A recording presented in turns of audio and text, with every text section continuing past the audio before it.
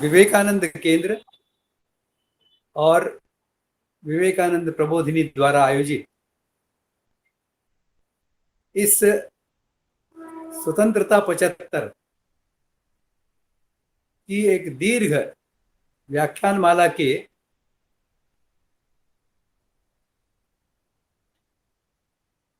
India को समग्रता में भारत बनाना है, इस उप व्याख्यानमाला के पुष्प क्रमांक 5 की ओर आज हम जाने वाले हैं।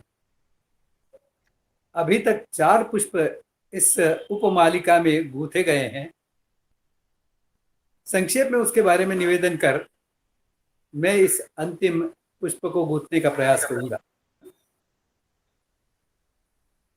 इसके पहले पुष्प में हमने स्वाधीनता और स्वतंत्रता संग्राम के बारे में कुछ चिंतन किया। उसमें जो बातें उभर कर आई उसमें महत्वपूर्ण बात एक तो यह थी, आपला वीडियो बंद हो दोनों में काय इन दोनों में जो स्व शब्द है उसका अर्थ क्या है। ये स्व हमारी पहचान होती है, ये स्व हमारी अस्मिता होती है। इसको जानने का हमने प्रयास किया। अन्यों से भिन्न यही हमारा स्व होता है। हाँ,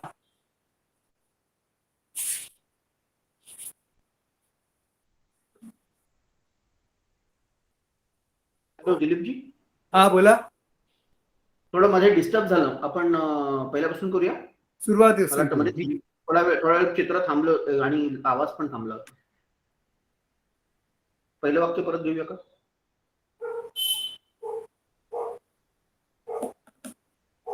तुमचं चित्र व्हिडिओ ऑफ आहे का? अजूनही ऑफ येते। व्हिडिओ ऑन करा। गडबड काय झाली पण? नाही व्हिडिओ ऑन करा ना। खालती तुमचं त्या ह्याला बोट लागलं असेल, जिथे रेक्टँगल आहे ना तिकडे बोट लागलं असेल, तिकडे ऑन करा। हाँ, व्हिडिओ ऑन, बरोबर। हाँ बरोबर, ठीक आहे। ते मध्ये थोडं डिस्टर्ब झालं तर आपण पहिल्यापासून घेऊया। म्हणजे हा पहिला भाग सुरुवातीपासून करू। करा सुरुवात। आज हम विवेकानंद केंद्र और विवेकानंद प्रबोधिनी द्वारा आयोजित स्वतंत्रता 75 इस दीर्घ व्याख्यानमाला के एक उप व्याख्यानमाला इंडिया को समग्रता में भारत बनाना है, इसके पुष्प 5 की ओर हम आगे बढ़ रहे हैं। अभी तक इसमें 4 पुष्प गूंथे गए हैं। उनका सरसरी तौर पर जो विचार हुआ वो सामने रखकर हम आगे बढ़ते जाएंगे। इसका सबसे पहला पुष्प था, इसमें हमने विचार किया था स्वाधीनता और स्वतंत्रता संग्राम का। इसमें से जो बिंदु उभर कर सामने आए थे उसमें पहला बिंदु तो यह था कि स्वाधीनता संग्राम हमारा कुछ मात्रा में सफल हुआ है और अभी बहुत सारा हमारा भूक्षेत्र स्वाधीन होना बाकी है। उसका चप्पा चप्पा जब तक हम स्वाधीन नहीं कर लेते, स्वाधीनता संग्राम चलता रहेगा। स्वतंत्रता संग्राम के संदर्भ में हमने यह जाना था कि स्वतंत्रता का अर्थ है अपने तंत्रों के यानी अपनी व्यवस्थाओं के साथ जीने वाला समाज। इस दृष्टि से हम यदि विचार करते हैं तो समझ में आता है कि आज जिन व्यवस्थाओं में हम जी रहे हैं ये सारी की सारी व्यवस्थाएं अंग्रेजों ने हम पर थोपी हुई व्यवस्थाएं हैं, यह भारतीय व्यवस्थाएं नहीं है।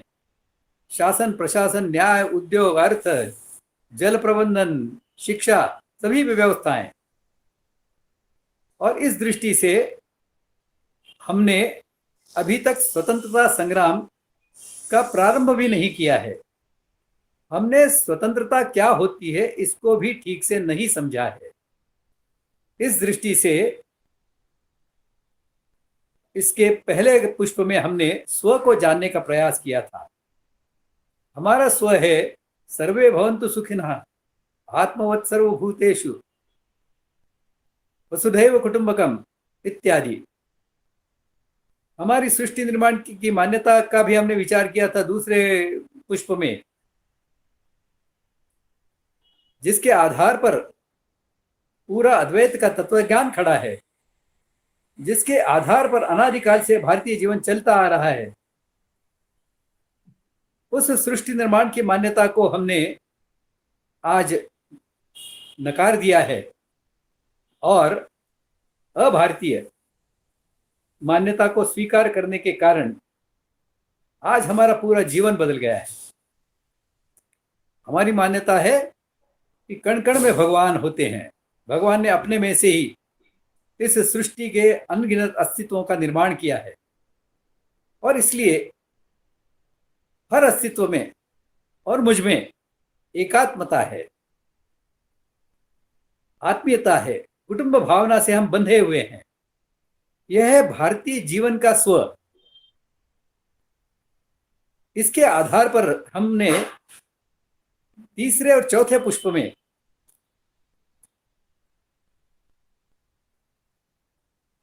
हमारी राष्ट्र की सामाजिक व्यवस्थाओं का विचार किया। चौथे पुष्प में हमने सामाजिक व्यवस्थाओं को ठीक से चलाने के लिए जो सामाजिक संगठन आवश्यक होता है उसके बारे में विचार किया, इनके अनूठेपन का विचार किया, इनके पीछे काम करने वाली जीवन दृष्टि और उस जीवन दृष्टि के व्यवहार सूत्रों का विचार किया। सर्वे भवन्तु सुखिनः आदि ये सब जो है यह व्यवहार के सूत्र हैं, जीवन दृष्टि के सूत्र हैं। एकात्मता, समग्रता और धर्म सबसे ऊपर है। धर्म शासकों का शासक है, गुरुओं का गुरु है। भारतीय समाज धर्म प्राण समाज है। इसकी हर गतिविधि धर्म से युक्त होती है, होनी चाहिए, तभी वह भारतीय होगा। इस प्रकार से हमने अभी तक के 4 पुष्पों में भारतीय सृष्टि निर्माण की मान्यता का विचार किया, भारतीय जीवन दृष्टि का विचार किया, इस जीवन दृष्टि के अनुसार जीने के लिए जो व्यवहार सूत्र हमारे पुरखों ने निर्माण किए थे उनका विचार किया। उस प्रकार से व्यवहार हो सके इसके लिए अनुकूल अनुरूप ऐसी व्यवस्थाएं क्या होंगी इसका विचार किया, कैसी रही थी हमारे यहाँ उसका विचार किया और ऐसी श्रेष्ठ व्यवस्थाओं को अच्छी तरह से चलाने के लिए लक्ष्य प्राप्ति की दृष्टि से ये व्यवस्थाएं सफल हों और दीर्घ काल तक चलती रहें, इस दृष्टि से किस प्रकार के सामाजिक संगठन का विचार होना चाहिए, जिस प्रकार का विचार हमारे पूर्वजों ने किया था उसका भी कुछ चिंतन हमने किया।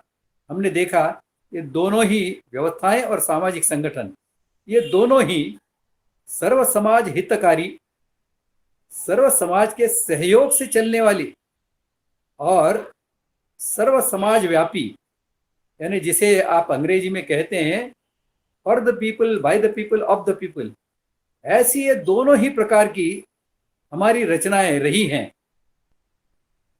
हमें यदि फिर से इस पुष्प में आगे बढ़ना है तो इस पार्श्वभूमि को हमें ध्यान में रखना होगा कि हमारा स्व क्या है। हमारा स्व इन 5 बातों में है। ये सब बातें जब भारतीय दृष्टिकोण के आधार पर, भारतीय जीवन दृष्टि के आधार पर खड़ी होंगी, हमारी व्यवस्थाएं, हमारे सामाजिक संगठन ये फिर से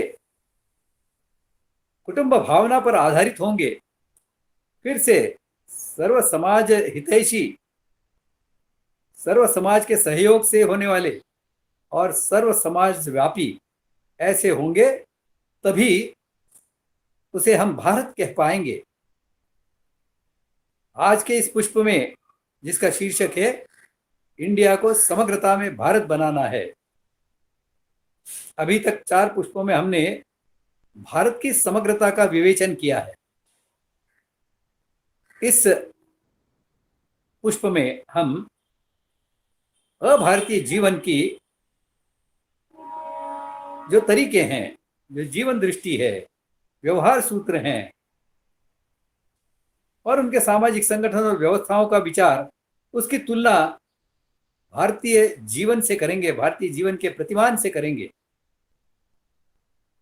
और अंत में इस इंडिया को फिर से समग्रता में भारत बनाना होगा तो परिवर्तन की प्रक्रिया क्या होगी, इसका भी विचार करेंगे। विषय बहुत बड़ा है, इसके लिए बहुत संक्षेप में इन बातों को रखकर मैं आगे बढ़ूंगा। जीते तो सभी हैं, विश्व भर के सभी देशों के समाज अपने अपने ढंग से जीते हैं और उनकी यह धारणा होती है कि हमारा जो जीने का तरीका है वह सबसे श्रेष्ठ है और इस प्रकार से विश्व के हर समाज ने अपने अपने जीवन के प्रतिमान को निर्माण किया था। आज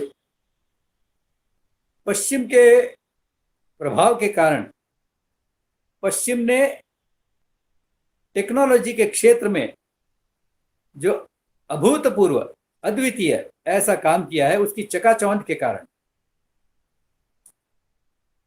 वही जीवन सर्वश्रेष्ठ है, ऐसा विश्व के सभी समाज मानने लग गए हैं और इसके लिए एक अंधी दौड़ इस अभारतीय जीवन के विकास की अवधारणा के पीछे चलती हुई हम देखते हैं।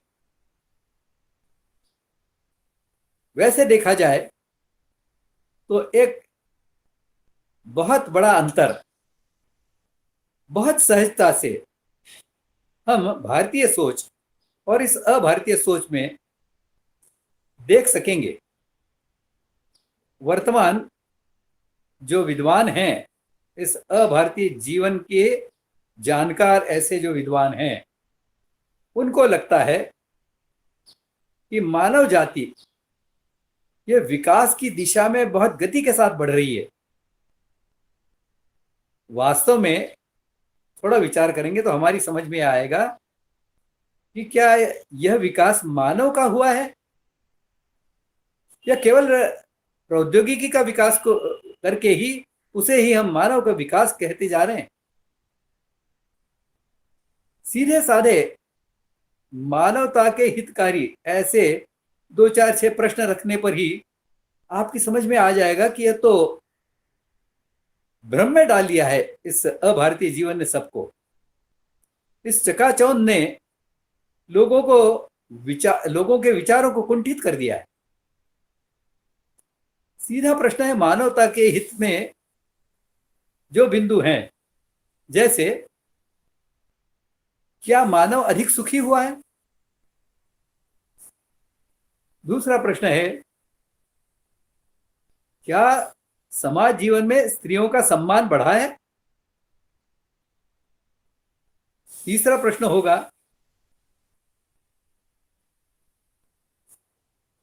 क्या बेरोजगारी कम हुई है या बेरोजगारी नष्ट हुई है? बेरोजगारी नष्ट होने की कोई संभावनाएं दिखाई देती है? श्रेष्ठ ऐसे जीवन जिन्हें हम संस्कृति कहते हैं, क्या ऐसी संस्कृति बहुत तेजी से कमजोर नहीं हो रही, उसका क्षरण नहीं हो रहा? बड़ों का आदर करने का प्रमाण बढ़ रहा है या घट रहा है?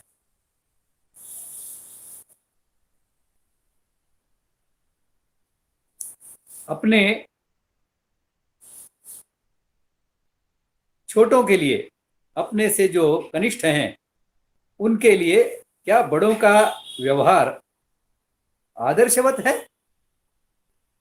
इन सभी के उत्तर हम देखेंगे तो समझ में आएगा ये मानवता के मापदंडों की दृष्टि से तो इसे हम विकास नहीं कह सकते, तो फिर विकास क्यों कह रहे हैं इसे हम? भारतीय सोच के अनुसार तो हमारे सामने स्पष्ट है और हमारे साहित्य में भी जगह जगह पर लिखा हुआ मिलेगा कि मानव जाति का निरंतर क्षरण हो रहा है, निरंतर पतन हो रहा है।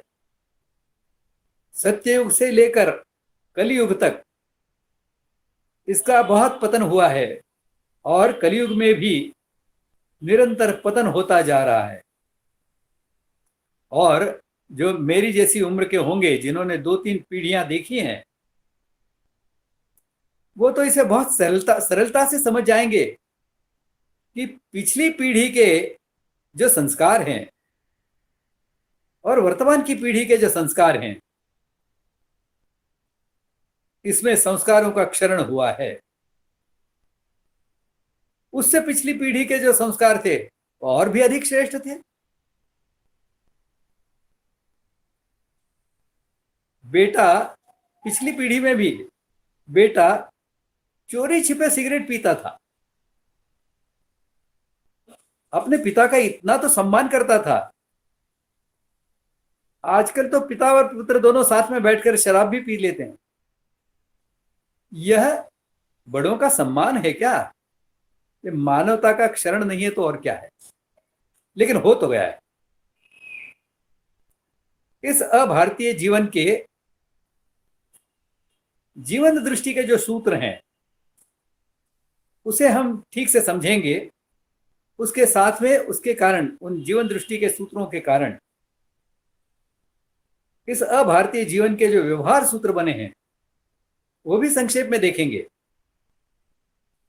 जीवन दृष्टि के सूत्र, जैसे भारतीय जीवन दृष्टि के 3 सूत्र हैं, एकात्मता, समग्रता और धर्म सर्वोपरि, ऐसे ही इस अभारतीय जीवन दृष्टि के सूत्र हैं व्यक्तिवादिता, यानी स्वार्थ पर आधारित परस्पर संबंध, इहवादिता, यानी इस जीवन में जितना भोग सकते हो भोग लो, और तीसरा है जड़वादिता, यानी चेतना ऐसी कोई भिन्न बात है ही नहीं, यह तो जड़ की केमिकल रिएक्शन में से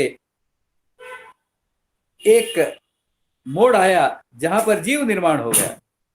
लेकिन चेतना, आत्मा, परमात्मा, ऐसी सब बातें यह गलत हैं, यह अंधविश्वास हैं, ऐसा मानने वाली यह अभारतीय जीवन दृष्टि है। इसके आधार पर स्वार्थ या परस्पर संबंधों का आधार होने के कारण इस जीवन में बलवानों की चलेगी, बलवानों की ही चलती है।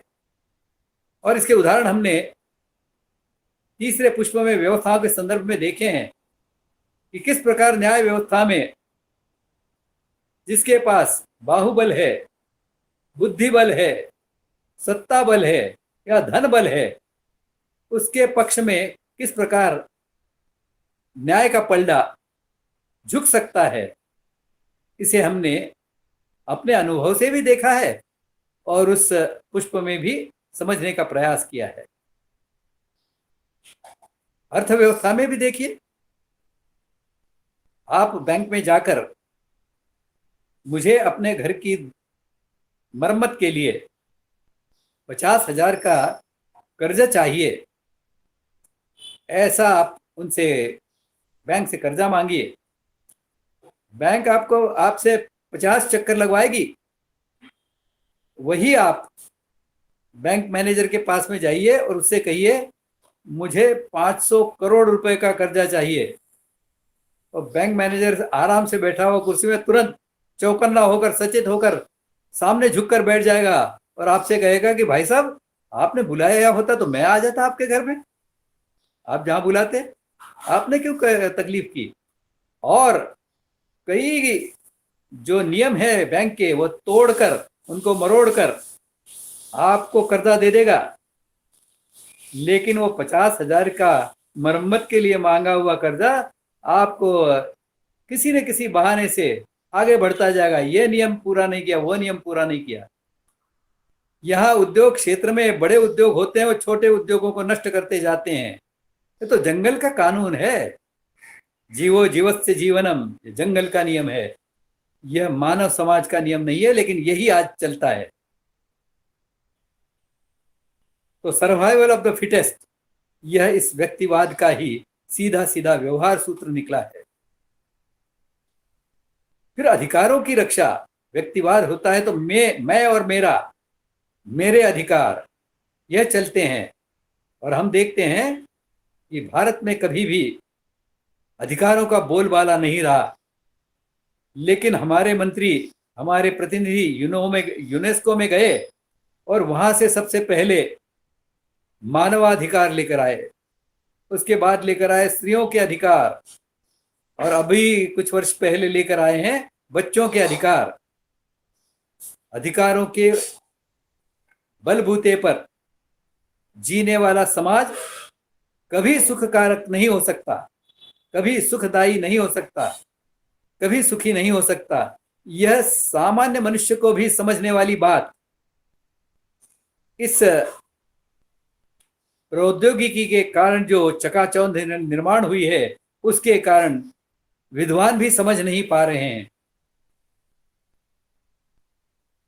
इस दृष्टि से छोटे उद्योग बड़े उद्योगों को खा रहे हैं। अधिकारों के लिए संघर्ष चल रहा है। अपने अधिकारों की रक्षा के लिए समाज के सभी वर्ग चिंतित हैं और उन्होंने अपने अपने छुटपुट संगठन बना लिए हैं। मजदूरों का संगठन है, झाड़ू मारने वालों का संगठन है, राजनीतिक दलों के संगठन तो बहुत सारे हैं, सरकारी कर्मचारियों के संगठन हैं, उद्योजकों के संगठन हैं, पूर्व सैनिकों के संगठन हैं, यानी जिसके कंधे पर पूरे देश के रक्षा की जिम्मेदारी थी, ऐसे लोगों को सुरक्षा ठीक नहीं है, ऐसा लग रहा है, सुरक्षित नहीं है, एक असुरक्षा का वातावरण ये सब लोग अनुभव कर रहे हैं। ग्राहकों के संगठन खड़े हो गए, व्यापारियों के संगठन खड़े हो गए, एक दूसरे के विरोध में लड़ रहे हैं। और ये सभी संगठन मिलकर, सभी संगठन अलग अलग शासन के साथ में लड़ रहे हैं अपने अधिकारों की रक्षा के लिए, अपने अधिकारों में वृद्धि करवाने के लिए। क्योंकि इस अभारतीय जीवन की जो व्यवस्था प्रणाली है, व्यवस्था समूह है, इस व्यवस्था समूह में शासन सर्वोपरि है। शासन सब व्यवस्थाओं का निर्माण करता है और वह अच्छी बुरी जैसे भी चल सकती है चलाता है। शासन सर्वसत्ताधीश है, वह सर्व सक्षम तो हो नहीं सकता, कभी नहीं हो सकता, लेकिन सर्वसत्ताधीश अवश्य है। इस प्रकार की विसंगति रख कर भी यह जीवन चल रहा है। और आगे आते हैं, अधिकारों के लिए संघर्ष होता है, अधिकारों के लिए जागरूकता निर्माण करने का प्रयास शिक्षा के माध्यम से हो रहा है, समाज जीवन के विभिन्न माध्यमों के साधनों के आधार पर हो रहा है।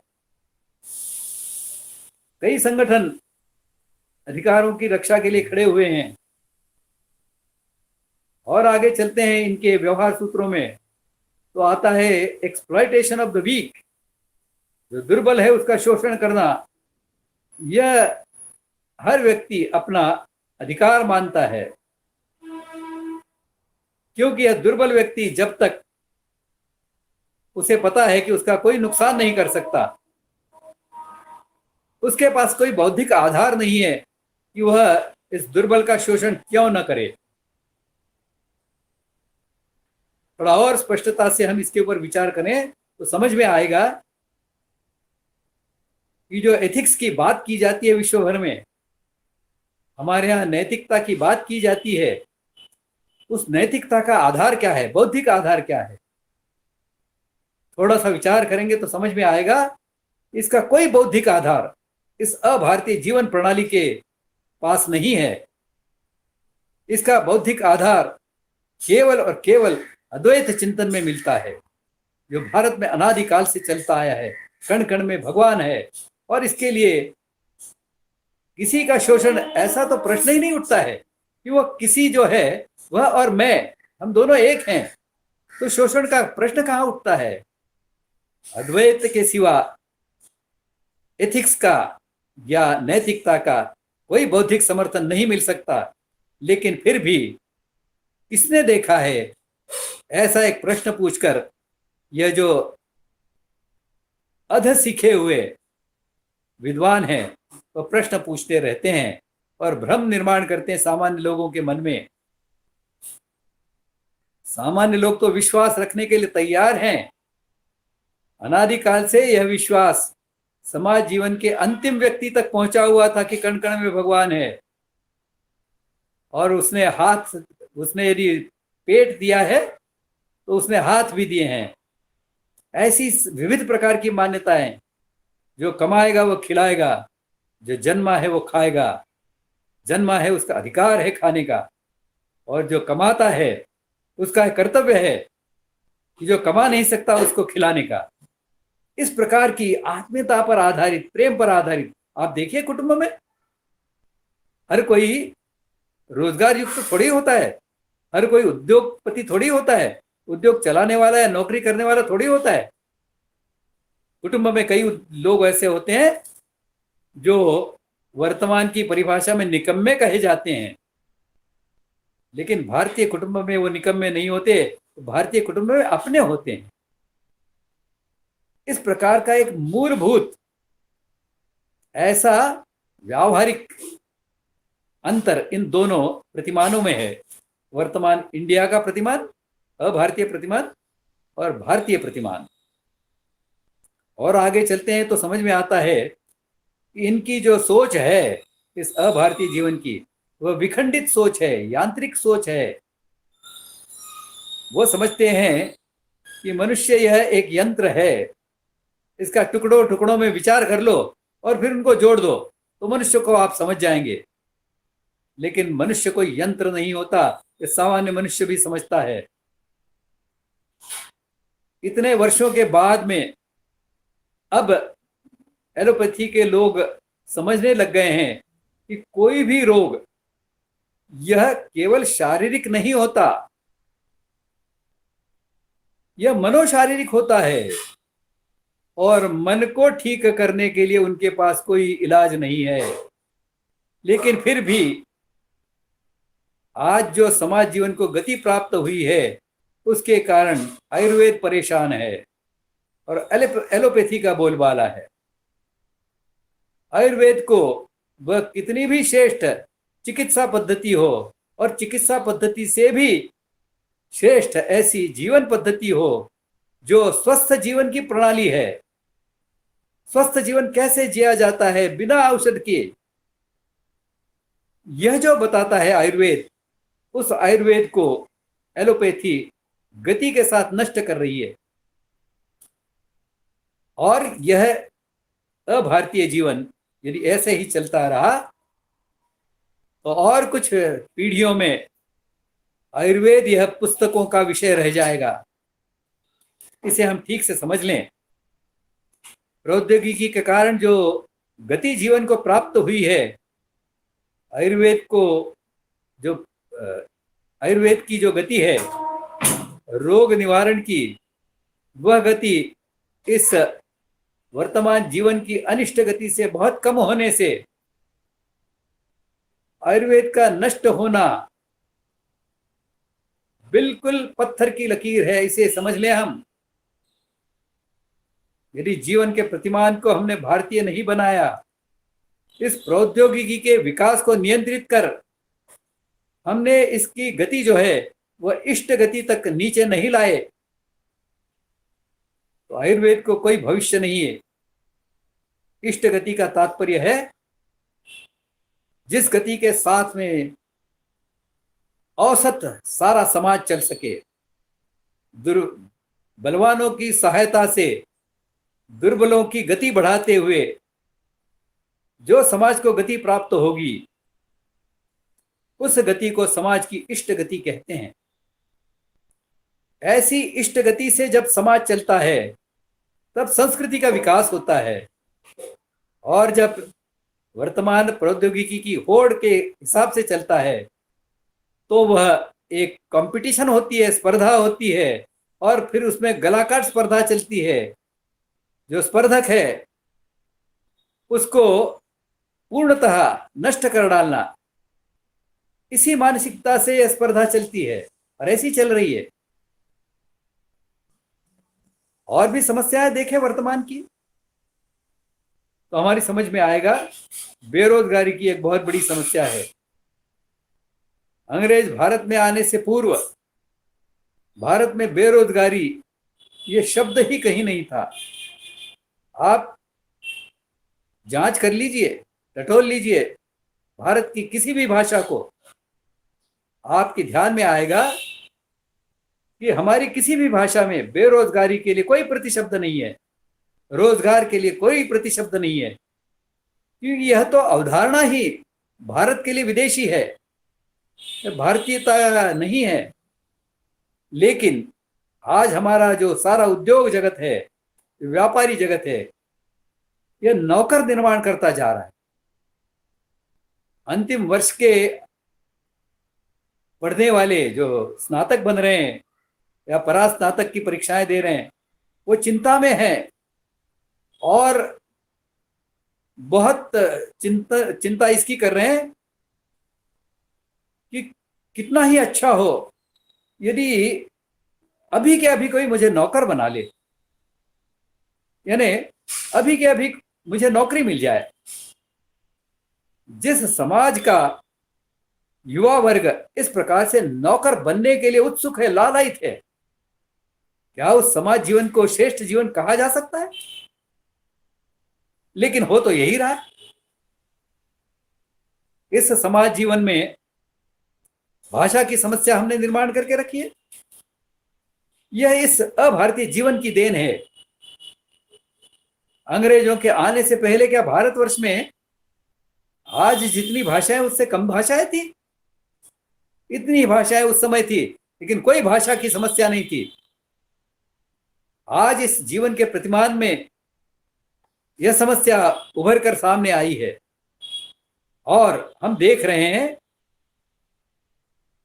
कि भाषा के व्याकरण की दृष्टि से अत्यंत श्रेष्ठ ऐसी भारतीय भाषाएं अंग्रेजी से परास्त हो रही हैं। अंग्रेजी उनको धीरे धीरे धीरे धीरे नष्ट करती जा रही है। विद्यालयों में एक एक टुकड़ी देशी भाषाओं की बंद होकर अंग्रेजी टुकड़ियां बढ़ रही हैं। भारतीय जीवन का प्रतिमान हम प्रस्थापित नहीं करेंगे तो हमारी भाषाएं नष्ट होने ही वाली है, इसे हम समझ लें। भाषा के क्षेत्र में, स्वास्थ्य के क्षेत्र में, सहकार के क्षेत्र में, हमारा सहकार क्षेत्र देख लीजिए। इस सहकार क्षेत्र में स्वार्थ पर आधारित ऐसे ही परस्पर संबंध देखे जाते हैं। भारतीय सहकार तो जो सेवा कार्य है उसको कहते हैं। निस्वार्थ भाव से जो सेवा की जाती है उसे सहकार भावना कहते हैं। यहां तो अपने स्वार्थ के लिए कोई अपनी सोसाइटी बना लेता है और उसको हम कोऑपरेटिव सोसाइटी कहते हैं, सहकार नाम देते हैं। ये तो अभारतीय ढंग का सहकार है। हमारा कुटुंब जीवन वास्तव में देखा जाए तो सहकार का सबसे श्रेष्ठ नमूना है और हम सब इस कुटुंब जीवन में जिए हैं, इसका अनुभव किया है, इसके लाभ हमने लिए हैं। लेकिन फिर भी हम अपने उद्योगों को, अपने उपक्रमों को इस प्रकार से कौटुंबिक भावना के आधार पर चलने वाले उपक्रम नहीं बना पा रहे हैं, क्योंकि विचार ही हमने ऐसा नहीं किया है। न्याय के क्षेत्र में वकील काम करते हैं, 100% वकील अनैतिक धंधा करते हैं, झूठ को सच और सच को झूठ बनाने का प्रयास करते हैं। यह नहीं है कि उनमें से लोग चाहते नहीं कि सत्य का पक्ष लें, लेकिन वो बाध्य हैं, भूखे मर जाएंगे यदि असत्य की जो बात है, असत्य का पक्षकार उनके पास आता है तो उसको लेने के लिए बाध्य हैं वो, और अपनी पूरी बुद्धि, पूरी शक्ति उसके पीछे झोंक देते हैं असत्य को विजय दिलाने के लिए। क्या यह श्रेष्ठ समाज का लक्षण है? लेकिन चल तो यही रहा है।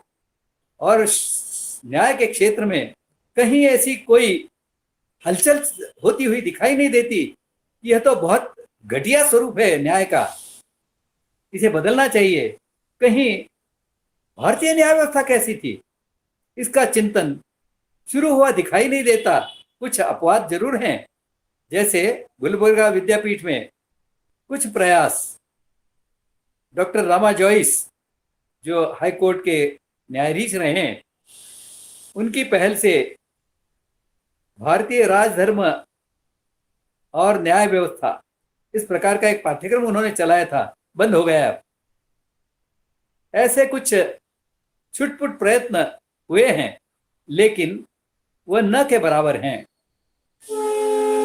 पूरे समाज जीवन के हर क्षेत्र को भारतीय बनाने का प्रयास किसी भी क्षेत्र में दिखाई नहीं देता। एक शिक्षण क्षेत्र छोड़ दिया जाए, शिक्षण क्षेत्र को भी भारतीय बनाने के प्रयास जो हैं, यह 150 वर्षों से चल रहे हैं। तो 150 वर्षों से शिक्षा को हम भारतीय नहीं बना पा रहे हैं। स्वाधीनता को प्राप्त किए हमें 75 वर्ष हो गए, लेकिन फिर भी हम जूझ रहे हैं शिक्षा को भारतीय बनाने के लिए। और हमारे दृष्टिपथ पर यह स्पष्ट है कि अभी भी शिक्षा भारतीय बनने का नाम नहीं ले रही। आज भी हम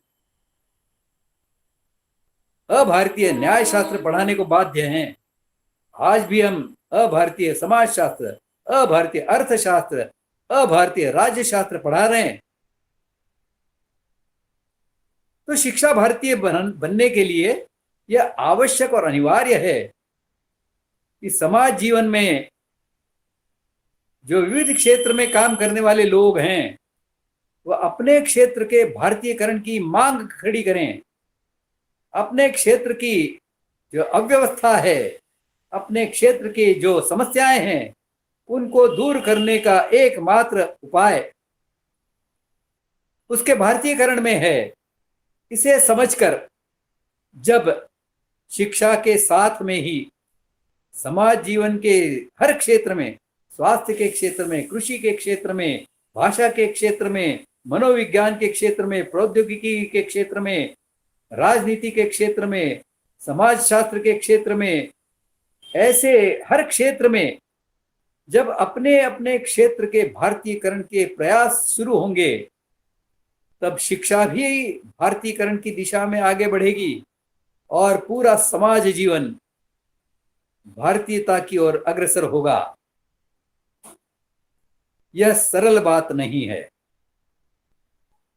लेकिन करणीय तो यही है। आप देखिए, न्याय क्षेत्र में कुछ संगठन काम करते हैं, जैसे हिंदुत्ववादी विचारधारा वाला एक संगठन है अधिवक्ता परिषद। लेकिन अधिवक्ता परिषद का उद्देश्य न्याय क्षेत्र का भारतीयकरण नहीं है। आर्थिक क्षेत्र में कई संगठन हिंदुत्ववादी लोग चलाते हैं, लेकिन उनमें से एक भी संगठन का लक्ष्य आर्थिक क्षेत्र को भारतीय बनाना नहीं है। राजनीति के क्षेत्र में हिंदुत्ववादी विचार लेकर काम करने वाले भी राजनीतिक संगठन हैं, लेकिन उनका लक्ष्य पूरे राजनीतिक क्षेत्र को उसके भारतीयकरण का नहीं है। जिस प्रकार का लोकतंत्र हमने अपनाया है, वह अल्पमत बहुमत का या अभारतीय तरीके का लोकतंत्र है। भारतीय लोकतंत्र तो सर्वसहमति का हुआ करता था, लेकिन ऐसा कोई विचार प्रवाह राजनीति के क्षेत्र में चलता दिखाई नहीं देता। चलाना होगा, उसे पुष्ट करना होगा। ऐसा कहीं छोटी सी धारा दिखाई दे, उसे पुष्ट करना होगा, उसके पीछे शक्ति खड़ी करनी होगी। ऐसे जीवन के हर क्षेत्र में समसामयिक, समन्वित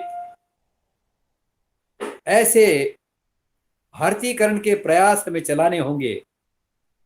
तब क्रमशः धीरे धीरे हम इंडिया को भारत बनाने की दिशा में आगे बढ़ पाएंगे। इस परिवर्तन की प्रक्रिया को भी समझना बड़ा महत्वपूर्ण है।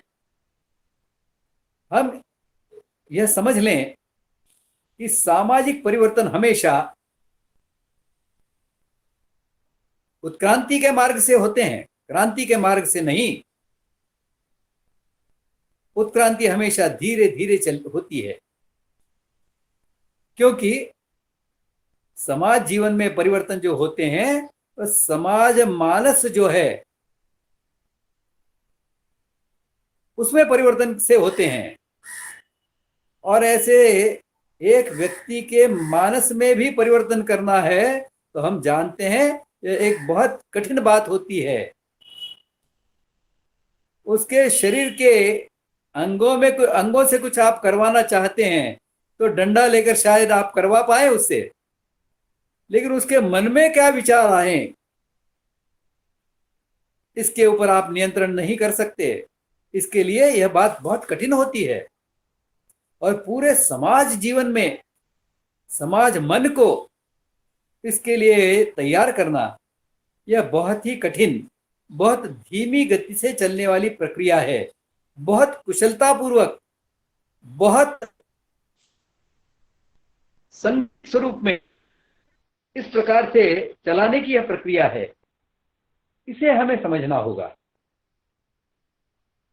इस प्रक्रिया को चलाने के लिए प्रारंभ बिंदु कौन सा होगा? तो इस इंडिया को भारत बनाना है, समग्रता में भारत बनाना है। ऐसा जो जो चाहता है वह अपने से प्रारंभ करे। हमने चौथे पुष्प में वर्ण व्यवस्था की बात की थी और यह देखा था कि जब मनुष्य अपने स्वभाव के अनुसार यानी वर्ण के अनुसार काम करता है तो बहुत सहजता से काम करता है, बगैर थकान के दीर्घ काल तक काम कर सकता है और बड़े आनंद से काम करता है। और यह आनंद वहां के पर्यावरण में फैल जाता है। उस परिसर में आने वाला अन्य लोग, अन्य जन भी आनंदित हो जाता है। तो इस प्रकार का जब अपने वर्ण के अनुसार, अपने स्वभाव के अनुसार जब मनुष्य काम करता है तब उसे वर्ण व्यवस्था कहते हैं। और ऐसी वर्ण व्यवस्था जहां अच्छी तरह काम करती है वह समाज सुख से जीवन जीता है, बड़े आनंद से जीता है, जी सकता है। लेकिन इस वर्ण व्यवस्था की शुरुआत, आप कहेंगे आप उस वर्ण के हो, आप अपने वर्ण के हिसाब से व्यवहार नहीं करते, कोई सुनने वाला नहीं है।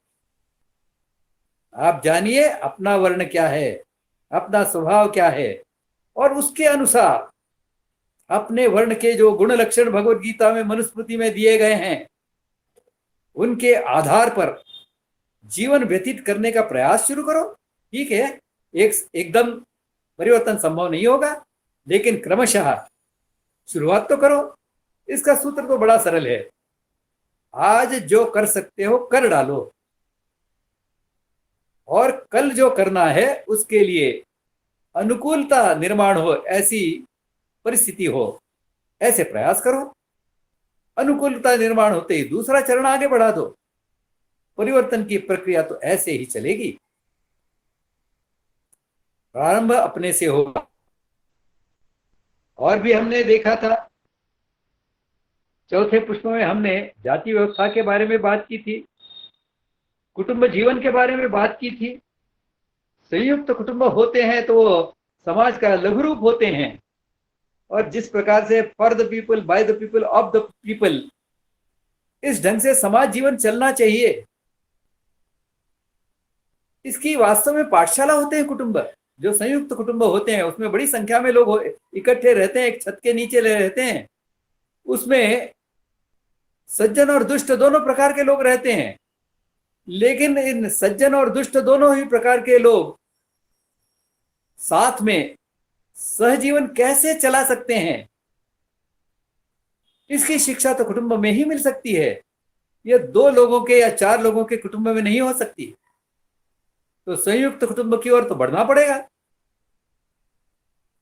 संयुक्त कुटुंब की ओर बढ़ना है तो हमारे ध्यान में आएगा कि कौटुंबिक उद्योग जब तक नहीं होंगे, संयुक्त कुटुंब इकट्ठे रह नहीं सकते। एक व्यक्ति कहीं नौकरी करता है, दूसरा कहीं व्यक्ति नौकरी करता है, उसकी बदली हो जाती है तो गांव छोड़कर जाना पड़ता है, कुटुंब टूट जाता है। तो कौटुंबिक उद्योग होता है तो सब कुटुंब साथ में रहता है, पूरे कुटुंब के सारे लोगों का सामर्थ्य उस कौटुंबिक उद्योग में उपयोग में आ जाता है। इस कौटुंबिक उद्योग को साप्ताहिक छुट्टी की आवश्यकता नहीं होती, सातों दिन चलता है। और आप देखिए, प्रकृति में एक मानव छोड़ दिया, और वह भी इस अभारतीय जीवन का घटिया मानव छोड़ दिया, तो किसी को भी साप्ताहिक छुट्टी की आवश्यकता नहीं होती। फिर मानव को क्यों हो? भारतीय जीवन के प्रतिमान में मानव के लिए छुट्टी की आवश्यकता नहीं होती। तो इस मानव जीवन को हमें ठीक से समझना होगा। कौटुंबिक उद्योग यदि नहीं होंगे और कौटुंबिक उद्योगों का एक कौटुंबिक ताना बाना नहीं होगा, तो हमारे प्रधानमंत्री ने जैसा एक स्वप्न सामने रखा है कि हमारे ग्राम भी स्वावलंबी हो, कभी संभव नहीं होगा। परस्परावलंबी कौटुंबिक उद्योगों का एक विस्तारित कुटुंब के रूप में जब ग्राम बनेगा, तभी वह स्वावलंबी बन पाएगा। क्योंकि कौटुंबिक उद्योग होता है, वह अपने कच्चे माल की व्यवस्था अपने निकट जो प्रकृति है उसमें से ही कर लेता है। अपने स्थानिक स्तर पर जो संसाधन उपलब्ध है उसके आधार पर अपने उद्योग को चलाता है। हाँ, आज की चकाचौंध थोड़ी कम हो जाएगी, लेकिन हम इसके बारे में तय कर लें कि क्या हमें चकाचौंध चाहिए या सुखी, स्वस्थ, सुसंस्कृत, समृद्ध ऐसा समाज चाहिए। यदि हमारा चयन इस दूसरे के लिए है, तो हमें जीवन के भारतीय प्रतिमान को स्वीकार करना ही होगा। तो कितना भी कठिन हो, कितना भी असंभव लगता हो, उसी प्रतिमान को फिर से प्रतिष्ठित करने के लिए प्रयास करने होंगे। यह भारतीय जीवन का प्रतिमान प्रमुख रूप से अंग्रेजों के काल में पूरी तरह से ध्वस्त हो गया है। फिर भी इसमें 125 वर्षों से अधिक काल अंग्रेजों के शासन को लगा है। हमें भी शायद 2 पीढ़ियां, 3 पीढ़ियों का काल इस परिवर्तन की प्रक्रिया के लिए लग जाएगा। हमें धैर्य से वह करना होगा। और भारत में तो हमारी परंपरा रही है, हमने जितने उत्थान और पतन के दौर देखे हैं, शायद दुनिया के अन्य किसी समाज ने नहीं देखे हैं। और हर पतन के बाद हमने अपने पुरुषार्थ के आधार पर फिर से उत्थान किया है। पूरे विश्व के सामने फिर से एक आदर्श समाज जीवन, एक राष्ट्र जीवन के रूप में हम खड़े हुए हैं। और इसके लिए आज भी यह कठिन और असंभव लगने वाली बात होते हुए भी हमारे लिए यह असंभव नहीं है। हाँ, धैर्य से और शक्ति के साथ, बुद्धि के साथ, शक्ति, मति और व्याप्ति के साथ करने का यह प्रयास है। इसे अभियान के रूप में चलाना होगा। हर क्षेत्र में अपने अपने क्षेत्र के भारतीय स्वरूप को जानने का प्रयास करना होगा। उसे जानकर उस भारतीय स्वरूप के कारण अपने क्षेत्र की समस्याएं कैसे नष्ट होने वाली है, इसका अध्ययन करना होगा।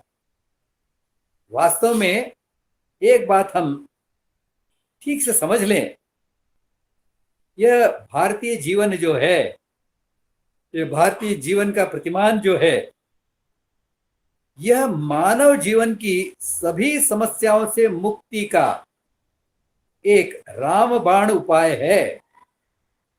मानव के सामने 2 प्रकार की समस्याएं होती हैं। एक होती है प्राकृतिक, यानी जैसे भूख लगना, थक जाना, नींद आना, मृत्यु होना, बुढ़ापा आना, यह सब प्राकृतिक समस्याएं हैं। भारतीय जीवन में इन प्राकृतिक समस्याओं का जो डर है, जो भय है, उससे हम मुक्त हो जाते हैं कि हमारी जीवन दृष्टि के अनुसार एक व्यवहार सूत्र है, अमृतस्य पुत्रः वयम, हम अमृत के पुत्र हैं जो मृत्यु से डरते नहीं हैं। एक बार आपके मन से मृत्यु का भय दूर हो गया तो आप समझ लीजिए कि आपकी जो प्राकृतिक समस्याएं हैं समाप्त हो गई। इसी प्रकार अन्य जो बाकी सब समस्याएं हैं, जितनी भी प्राकृतिक समस्याएं हैं, उनको छोड़कर जितनी भी समस्याएं हैं, ये सब मानव निर्मित समस्याएं हैं। और भारतीय जीवन को अपनाने से, भारतीय जीवन के प्रतिमान को अपनाने से ये मानव निर्मित समस्याओं का निर्माण ही नहीं हो पाता, और होती हैं तो धीरे धीरे नष्ट हो जाती, क्योंकि इसका आधार स्व है, इसका आधार हमारी सृष्टि निर्माण की मान्यता है, इसका आधार अद्वैत है, इसका आधार प्रेम है, इसका आधार एकात्मता है, इसका आधार कुटुंब भावना है। और इस कुटुंब भावना में सब साथ में मिलकर रहते हैं, सुख में और दुख में साथ में रहते हैं, और फिर दुख के प्रसंग भी याद कर करके आनंदित होते हैं। तो इस प्रकार से इस परिवर्तन की प्रक्रिया को हमें समझना होगा। इस प्रक्रिया की परिवर्तन की प्रक्रिया में अपनी भूमिका को समझना होगा। दीर्घ काल तक धैर्य रखकर इस प्रक्रिया को मैं कैसे चला पाऊंगा, उसके लिए हमें तैयार होना होगा। यह व्यक्तिगत स्तर पर करने का काम है, यह कुटुंब के स्तर पर करने का काम है। कुटुंब सुदृढ़ीकरण यदि नहीं होगा तो फिर से हम इंडिया को भारत नहीं बना सकते, यह हम हमारी गांठ से बांध लें। तो कुटुंब के स्तर पर प्रयास करने होंगे। हम जिस क्षेत्र में काम कर रहे हैं उस क्षेत्र के भारतीयकरण के क्षेत्र दृष्टि से प्रयास करने होंगे। शासन के स्तर पर काम कर रहे हैं, उन्हें यह देखना होगा इस प्रकार का विचार शिक्षा में भी बल प्राप्त करे, शिक्षा में भी इसकी नींव पड़े। कुछ मात्रा में वर्तमान में शिक्षा में, इतिहास में कुछ परिवर्तन करने की प्रक्रिया चली है, लेकिन पूरे समाज जीवन को भारतीय बनाने की दृष्टि से शायद ही कहीं ऐसे प्रयास होते दिखाई दे रहे हैं। दो प्रयास तो भारतीय शिक्षण मंच, जिसके लिए हम काम करते हैं, उन्होंने चलाए हैं। एक है भारतीय जीवन पाठ्यक्रम को चलाना, दूसरा है महाविद्यालय यूनिवर्सिटी के स्तर पर भारतीय जीवन की पुनः प्रतिष्ठापना। ऐसा फैकल्टी डेवलपमेंट प्रोग्राम, ऐसा एक पाठ्यक्रम तैयार किया है। यह तो कुछ भी नहीं है, हमारी शक्ति बहुत कम है, उस शक्ति के अनुसार हमने कुछ बनाए, लेकिन बहुत विशाल शक्ति रखने वाले ऐसे बहुत से सामाजिक संगठन हैं। अपने क्षेत्र के लिए, अपने क्षेत्र के भारतीयकरण के लिए कुछ पाठ्यक्रम तैयार करें। पहले तो अपने क्षेत्र के भारतीय स्वरूप को समझें, उसकी गहराइयों को समझें। उद्योग क्षेत्र के हर व्यक्ति को हम समझा पाए कि भारतीयकरण कितना आवश्यक है, कितना अनिवार्य है। उसके हर प्रश्न का हम जवाब दे पाए, उत्तर दे पाए, सटीक और समाधानकारक उत्तर दे पाए। इतना हमारा अध्ययन, अनुसंधान इतना श्रेष्ठ होना, इतना तेजस्वी होना आवश्यक है। इसलिए यह परिवर्तन की प्रक्रिया कल हो जाएगी, कल परिवर्तन हो जाएगा, इस भ्रम में हम न रहें। हमें अपने क्षेत्र के विभिन्न जो विषय हैं उनके संबंध में अध्ययन और अनुसंधान करना होगा। उसके आधार पर आज क्या चल रहा है और इसके भारतीयकरण करने के लिए इसमें क्या करना होगा, इसके परिवर्तन का स्वरूप क्या होगा, और फिर परिवर्तन की प्रक्रिया क्या होगी। इस परिवर्तन की प्रक्रिया के चरण क्या होंगे, पहला चरण क्या होगा, आज क्या कर सकते हैं। इस प्रकार का विचार जब समाज जीवन में सभी क्षेत्रों में सर्वव्याप्त होगा तो आप ये निश्चित जान लीजिए कि हमें 3 पीढ़ी से अधिक समय इस